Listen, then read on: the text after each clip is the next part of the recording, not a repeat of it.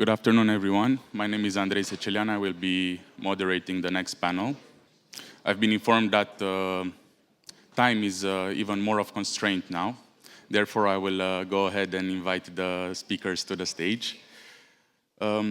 General Daniel Petrescu, former Chief of Staff, Defense of Staff of Romania.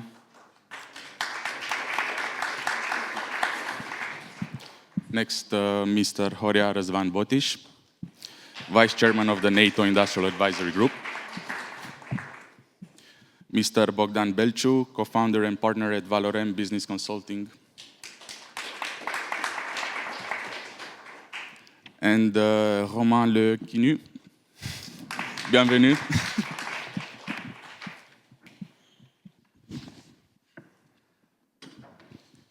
So, welcome to the Building an Industrial and Innovation Base for Defense. Our goal in the next, now, 30 minutes is simple, but not so simple. To answer to the question, how do we build the capacity to deliver at speed, at scale, and with true interoperability while keeping our economies resilient?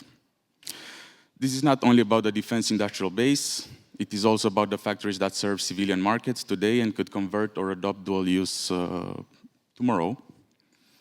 We will look how to turn legacy plants into agile digital lines, how to secure critical supply chains, and how to move good technology from lab to contract into the field as fast as possible.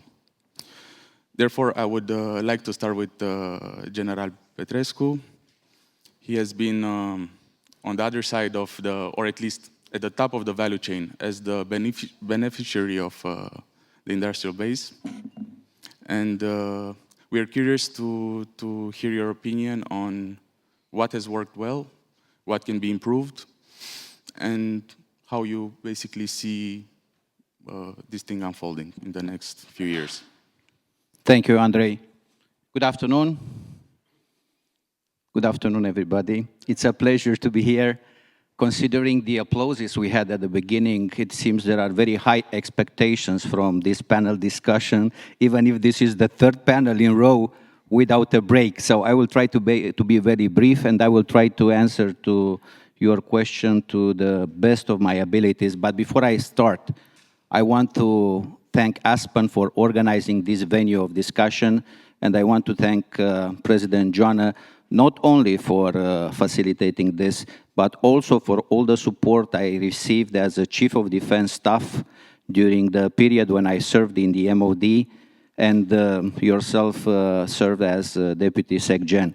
That was a great time, and I think we succeeded to push together a lot of projects in the benefit of the Romanian Armed Forces, and in the end, in the benefit of NATO, because what benefits for us also benefits for the alliance.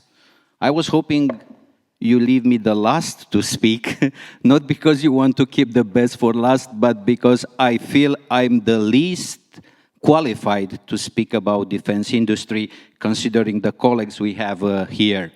I had the chance after, graduating from the Land Forces Academy and working in different units and serving in different theaters of operations and serving in NATO headquarters to take over the position of the Chief of Defense Staff, 2019. A couple of months after that, COVID started. We fought to support the civilian authorities in this fight against COVID, and Romanian Armed Forces performed very well. I think that was what the society considered regarding our response. And then the Russian aggression in Ukraine started. And I want to say that this is a fundamental change. Things cannot be like usual, and we need to change, we need to move fast, and this is like a zero moment. In the way here, I was thinking of a saying, not that the saying that military tend always to prepare for the last war. The saying is that rookies, they talk about strategy, and professional, they talk about logistics. I will adapt that, and I will say that professionals today need to talk about defense industry and about how the armed forces are being supported. For example, in my opinion, because everybody seems to be now proficient in armed forces, soccer, and drones. This is not the time, and I will shock you, to buy drones. If you buy drones, you prepare yourself for the last war. This is the time to buy drone factories. If you want to have that capacity to adapt very quickly, because the drones, you don't buy them like 155 and you put them in storage and you hope not to use them, or you hope you will use them when the time comes. You use a drone, in 3 months, you need to adapt it because the enemy also adapts. So with this in mind, you don't buy drones, you buy drone factory. And this shift towards buying a piece of equipment, toward buying the capacity to produce that equipment, I think this is a fundamental shift in the MOD. Now, I said I'm not qualified to talk too much about the defense industry. What I can tell you, I can tell how the MOD and the defense staff, we made the requirements, and how excellent cooperation we had with the defense industry. They worked in their strategy.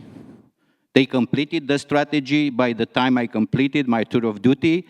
So now it's time to implement that strategy. There are opportunities with Safe Europe program. There are opportunities with Diana. There are opportunities with the European Union pooling and sharing program. There are opportunities everywhere. We cannot miss these opportunities. And the way I feel right now, because I'm not that much connected to all the details what are going on, we are still in the stage when we are admiring the problem. There are some myths, there are some hard truths, in my opinion, regarding the Romanian defense industry. Hard truths. War for demographics are dire. Many specialists are waiting to retire, and there is not, a pipeline of getting new specialists into the defense industry. Another hard truth.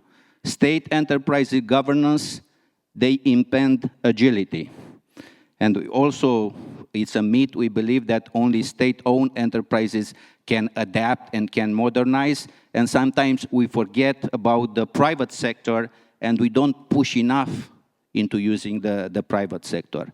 Another hard truth, budget underspending and under-execution, this erodes the trust the industry has into the MOD. And there are a lot of explanations why we put money for defense, but we didn't use all those money for defense. And I always said, I hope I'm not taking too much, I've always said, we try to solve all the issues regarding defense industry with 30% of the 2%, which is the defense budget. This is not enough money and not enough capacity trying to solve everything. And another hard truth, innovation and the funding we are putting aside for innovation, it's below a critical mass. Even if we put into the strategy that we need to use at least 2% of the defense budget for innovation, and by the way, I think procurement, industry, and innovation, there are the two sides on the same coin. What we need to do, in my opinion, we need to push very much in getting a best usage of Safe Europe program and on the money which are put aside here. We need a safe defense industry task force. And we need an innovation center here in Romania. And I think we need to push more for public-private partnership. Also, there is a myth that there is not enough regulation regarding the public-private partnership.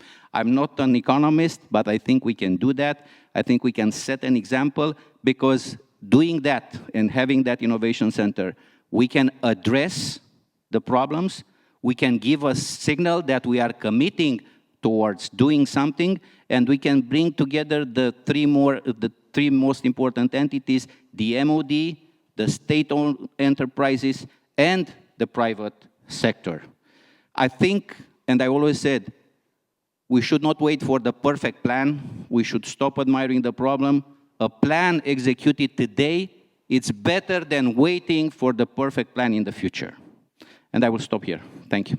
Thank you very much. I personally, and I think everyone couldn't be more on the same page and agree with what you said. So probably the key word here is pragmatism and urgency. And besides what you mentioned, the SAFE program, Romania needs to profit as much as possible from it, but also try to, in a much more deeper, right? So not only buy off the shelf, but make sure that both the state-owned and the private industry is involved. Besides SAFE, there are a few programs equally important from NATO, and therefore I will invite Mr. Botiș to tell us more about them. Thank you very much, and I would like also to send my gratitude to Aspen Institute for the invitation today. What we have really managed to do in Romania on the industrial development side, apart from the NATO Innovation Fund, which is a great fund, and Diana Defense Innovation Accelerator for North Atlantic, where companies from Romania have been part of the program for competing on it, but have never went to the phase 3 of being accelerated inside the Diana. But basically, we had in the first year only 6 applicants in Romania. In the first year it was launched, then 88 in the second year, and this year we had 120 companies applying for the Diana. And we're going to see after the board meeting, which will happen in October, how many companies from Romania have been selected for this process. Also in competition for the Diana comes the NATO Innovation Fund, which comes as a funding mechanism for those companies who want to reach the market and who want to respond to the end user necessity, because Diana looks also on the civilian market, so that there is no valley of debt in which the companies are being accelerated, and after that they could not find the market to put their product. So one of the success of Diana, and I'm here and I'm glad to be here with one of the people who managed to put Diana inside NATO, is the former Secretary General, Mr. Mircea Joană, who was also the head of innovation and chief of innovation, which led to these programs, Diana and NIF, inside NATO. When we go further, we can also analyze what every crisis generates opportunities, right? And Romania has signed the FMF program with the United States, which is Foreign Military Financial Loan, direct loans and loan guarantees, which is similar to SAFE. So SAFE basically came after FMF. FMF, mainly the money from the FMF are loan guarantees and direct guarantees given by the US government through the federal bank as a loan to Romania for 12 years with 1 year gratitude year after you have to pay back the money, in which you build throughout the Defense Security Cooperation Act, you build cooperation on the industrial side and co-production between Romania and US. And this leads us to another interesting point, is the fact that based on this, there will be done not only direct acquisition throughout FMS for military sales, but also transfer of technology in Romania for artillery caliber as 155, 120, and the shooting range. So this is being stated inside the FMF loan, which is being given to the national company Romarm to do a joint venture with General Dynamics to take this money, which was approved. And the process of approving is that the country puts up a necessity. This goes to the cooperation office within the US Embassy from Romania. They send it further to the US Department of State office. They collaborate with the White House office. They approve it. After they approve it, they put it in a commission inside the Congress. The Congress approves the money, and then they come for the negotiation, in which the country has to negotiate how they're going to return the money and how they're going to do the transfer of technology and development in the country that has taken the guarantees. When you go to the SAFE program came as part of EDIP, European Development Industrial Program, which had the ASAP, in which Romania was part of the powder factory project together with Rheinmetall, where we have accessed 48 million in developing a brand new factory for explosives, TNT, together with Rheinmetall. Okay, there is also a difference in which the Romanian government, together with the company Romarm, has to put, and it's not a low one, it's mainly with this 47, they have to put additional probably 40 million. So it's not a small amount of money, but it will build for us supply chain capability and also economic deterrence. In which way? You can have production of shells, okay? If you don't have TNT, RDX, you cannot assure that the end users has the proper ammunition they need in order to fire the ammunition they need for their military equipment. So it's very good we have Abrams in the future, but we need also the ammunition for the Abrams. And stockpiles are being emptied because what is happening in Ukraine, there is a big problem regarding the supply chain. A lot of subcomponents are coming from China, via Serbia, or all this kind of stuff that people are not aware. Me, as someone who's working in the defense industry, I know that many part of the TNT, which is brought from Serbia by Romania, is coming from China. The label is being switched in Vietnam. So this is things we are facing as industry, because if you try to find TNT on the market in Europe, for example, the price is double. So someone who is doing integration of product looks also the cost. When you go in the defense industrial programs and inside the defense industry companies, they are looking at profit. They have to pay workforce. They don't have money grants from the government. No bank is giving money to you as a credit line to pay or to buy upfront products. So you have to buy the raw materials and everything that you need in order to build this ammunition with the money as a cash flow. So basically, you have to sign multi-year contracts, but multi-year contracts were a problem until recently. So first it was US who implemented multi-year contracts from the MOD towards the defense industries, and now also Europe is looking at this from this side, because as an industry perspective, if you don't have multi-year contracts, you cannot hire more workforce. There was a discussion, EU high level, within the all C-levels from the defense industry 2 years ago in Brussels, in which they discussed where the problems are. And then the European Union and the Commission came with the ASEP program, the EDIP program, the SAFE program, which are loans. So as we see, they first have given the EDF program, European Defense Fund, which is mainly for research and development action, in which Romania does have company involved in this sector. But also when you look at how they have been developed is together with NATO, so within the alliance, because SAFE comes in response to the necessity of each army, which is a NATO member allied country, and they are correlated with the necessity that comes from within NATO. So each country has a list in which they have to provide so that the alliance can have standardization, interoperability, and can have, for example, supply chain or do an effort for another country in case of a crisis or something to can support that other country with whatever they need to fulfill their end user necessity. In this case, this is the Ministry of Defense and the army from that country. Going back to the Diana, it's an initiative for small and medium enterprises. Until the 60s and 70s, the innovation was done throughout governments. The highly money were paid for government institutes, but now innovation comes from within small and medium enterprises, and these are spin-offs from institutes and academia, which respond to the real necessity coming from the end users. And I heard a discussion about Diana that is not involved in Ukraine. Well, it will be in the future. There is taken in consideration to sign a memorandum between Diana and Ukraine government so that they can test these products also in real environment, in battlefield environment.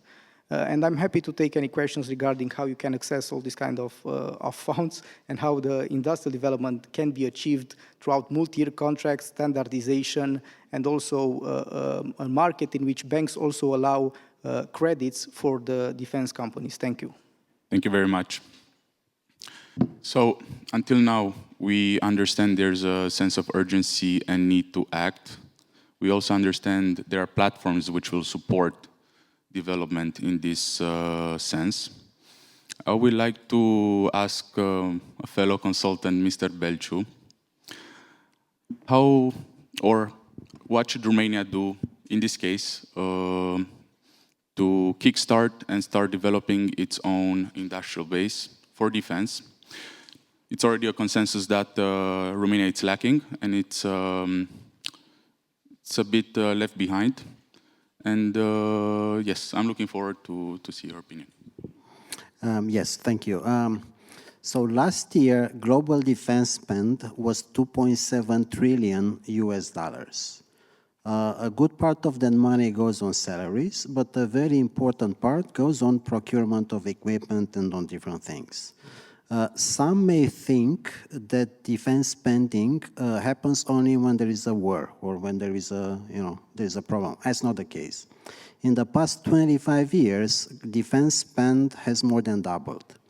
It's actually, since the fall of the Cold War, there were probably 12, 13 years of decline in defense spending. Since then, defense spending grew every single year. Throughout all the continents. Last year was the second year where all the continents increased their defense spending. And globally, the growth was 9.4% roughly. That again goes across salaries and other things. If you look at equipment and purchases, probably growth was double digit. A lot of money, 2.7 trillion. US spends probably close to 40% of that. Europe probably spends somewhere in the range of 400 billion a year, and that is increasing fast. How shall we look at that money? Well, some people think there is an increasing risk. And if you think at what is the likelihood of having a fast and lasting peace with so much money being poured into defense, I think that's an interesting discussion. Some people think it's a waste of money because this money could be put into other things like health, education, and so on. That's another interesting discussion. I tend to think very pragmatically, this is an opportunity because if there is a demand, then there should be a supply. And there should be a source of business for all the countries, Europe and Romania included. And some countries actually understood that faster than we did. If you look, for instance, at US spends roughly 3.1% of their budget on defense. But the defense, aerospace and defense industry generates probably somewhere in the range of 1.5% of GDP directly. If you look at the multipliers, because they have suppliers and they are paying good wages and so on, the overall impact goes well above 4%. So US is actually not spending money on defense. They're making money out of defense. Europe spends 2.1% of GDP on defense now, and they're committing to larger numbers. We'll see how fast and how big that will increase. So 2.1, Europe also has a defense industry. Across all the countries, defense industries, based on the last report of the European Association of Aerospace and Defense Companies, they generate roughly 7% of GDP, of the European GDP. So 2.1 minus 0.7, that makes 1.4. Again, if you look at the multipliers and so on, in Europe, across all the member states, you may say, we are not really spending money on defense, we are making some money out of defense. If you look at Romania, the aerospace and defense industry in Romania generated last year revenues of $1.2 billion. Significant increase compared to the years before the Ukraine war, so it grew. But it grew from such a low base that actually the number is not very significant. 1.2 billion, is it a small number, is it a big number? I would say it's rather small. If you look at Romania, Romania is 1.9% of the European GDP. If you look at how much money the A&D companies are generating, that's roughly 0.4% of the European revenues in the A&D sector. So we are lagging behind. There is a lot of potential. And I think, given the situation of Romania today, economically and budgetary, I think we can use this opportunity to transform the A&D industry into a revenue generator, into a growth generator for Romania. And I think we can benefit of the Ukrainian war in either way, to be very pragmatic. If the war ends, we are very well positioned for the reconstruction. If the war doesn't end, we are very well positioned to develop the A&D industry to supply the growing spending on defense. So I think either way, the opportunity is there. We should look at it as an opportunity. There's a lot of emphasis on it. Now there is funding. We should make it happen. Thank you very much. You said Romania should also make money from defense, not only spend money. We have Romain here to tell us how a country, in this case France, does a good job in that regard. Mulțumesc, and thank you for the invitation. Thank you to Aspen and to President Joanna for this conference. I think it's important because this is the type of conference where there are discussions straight to the point and solution-oriented, and I think we need that and not, again, conferences when we just talk and discuss. So thanks a lot for this. It's always a bit tricky to be French and invited to speak about European security or defense because, you will have people in the room say, well, this guy is going to speak about European security, security and we'll try to sell some weapons. And well, yeah, that's exactly what I could do. But I think this is not enough, and we all know that. And we all know also the lessons learned that we had in the past few years, especially when it comes to, you know, these old French ideas of strategic autonomy, where we were accused of being self-centered, and we didn't listen enough on this.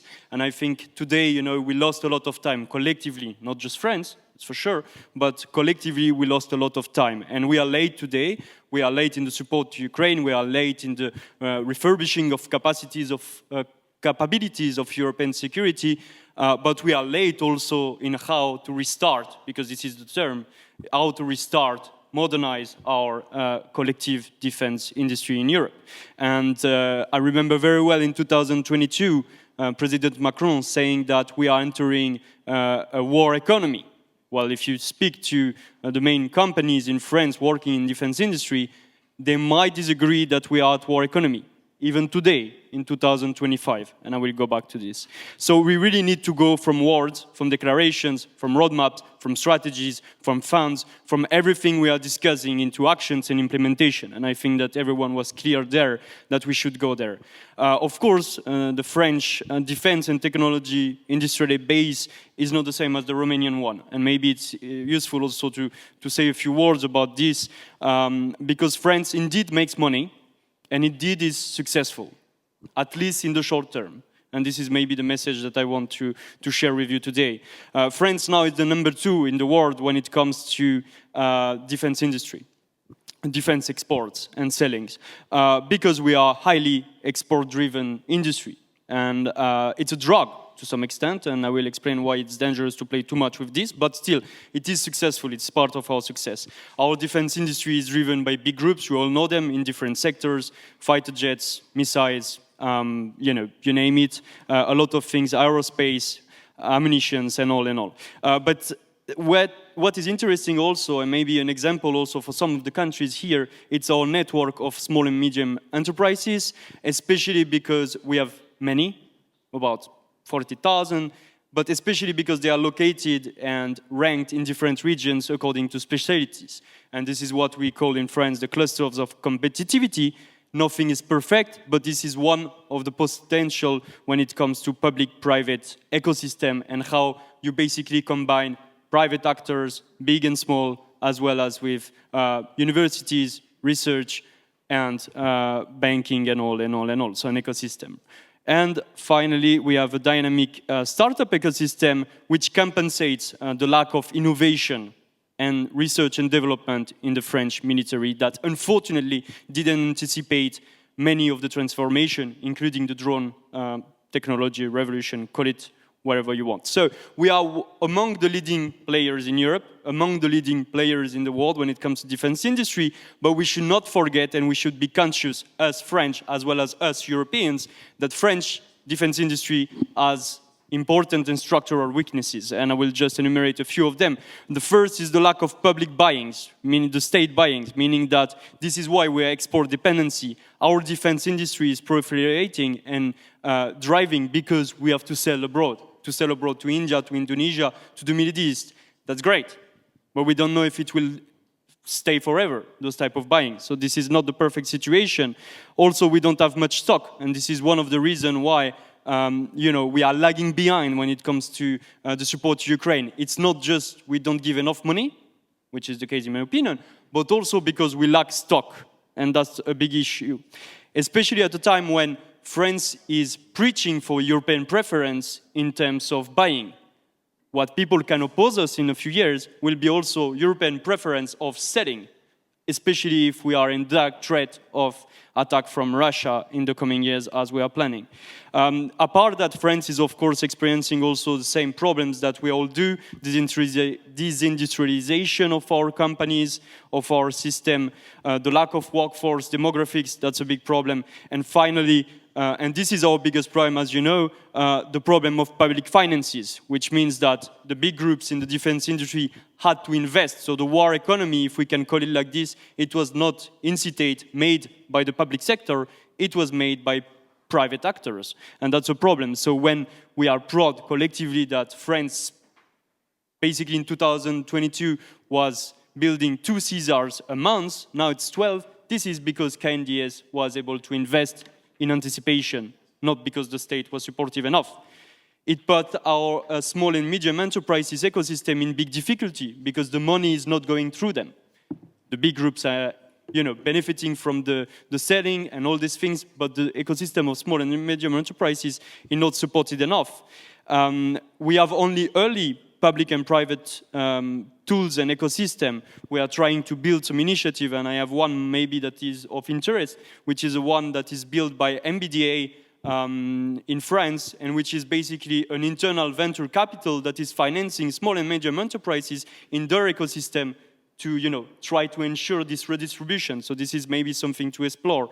And finally, I think this was said by President Joanna, the problem also is how to mobilize the saving of the citizens, the savings in France. French citizens are not well known for spending money, investing money. So the money is slipping. And unfortunately, it's very complicated to convince our citizens, especially at a time of big and deep political crisis. So my point, and I'm way too long, so I will cut short, but my point is to say that France is in a strong position today, but it's a short term. And we need to think in the long term if we want to be still, first in the case of France, a leading defense industry, but not just for our self-interest, not just for the interests of France.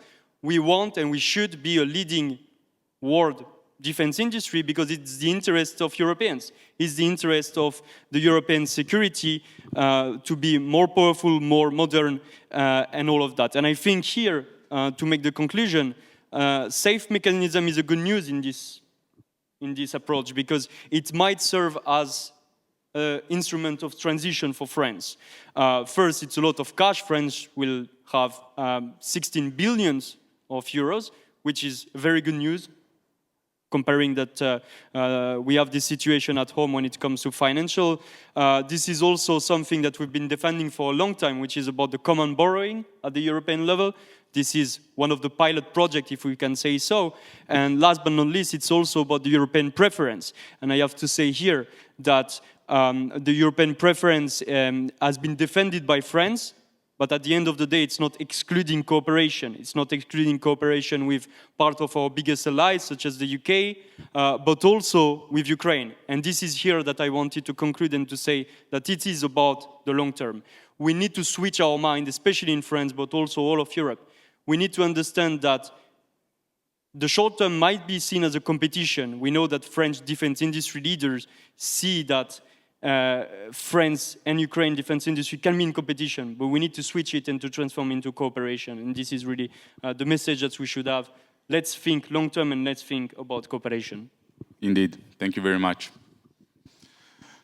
So, I'm not sure whether we have time for questions. We don't. We have a hard stop for the next event of the... Yeah.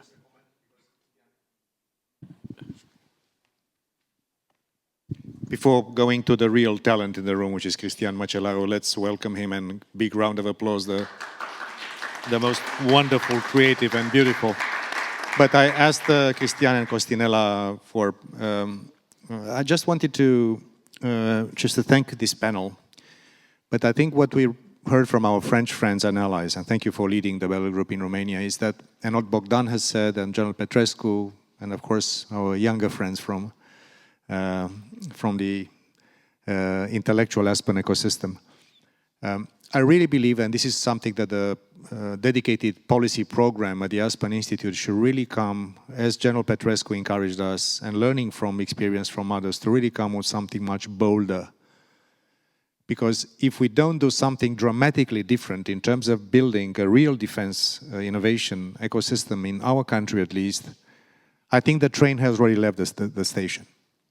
And I think strategies and implementations, waiting for safe money, this is great. But I think we need to fundamentally change the way in which we do finance, including innovation. Is there venture capital money, private equity money, commercial banks, and not waiting only for institutional money to come, which is always complex. How to create a private sector defense industrial base in our country, this is, I think, for me, the most important thing into that. So I would like to thank you on behalf of our institute and the fellow institutes here, Kiev and Central Europe and all the others, Italy and France. And just to ask you to stay in touch with us, and let's try to produce something for our leaders, for our political leadership, for the president, from the government, for the parliament, and also let's use the NATO Industry Forum that will take place in November here in Romania, where the top leaders of defense and technology firms will be here, and the Secretary General.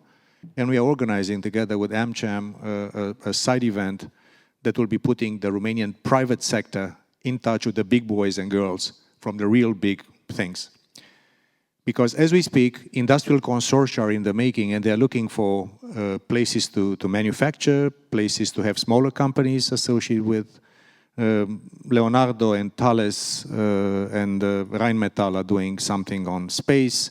Rheinmetall and Leonardo and the Turkish company, they're doing something on others, on drones, submarine drones. There is so much action, so much money, and I really fear that not having, the organ trained to be pragmatic, I think, and that's why I want all of you to accept to be, as many of you, General Petrescu is part of our program, and others, please, let's try to come with something really bold, really aggressive, sometimes at the limit of being impolite, because just being polite at the time when these things are shifting is not good enough for us. I want to thank you so much, and Adrian, thank you for moderating this. Thank you so much. It's a privilege to have you on stage.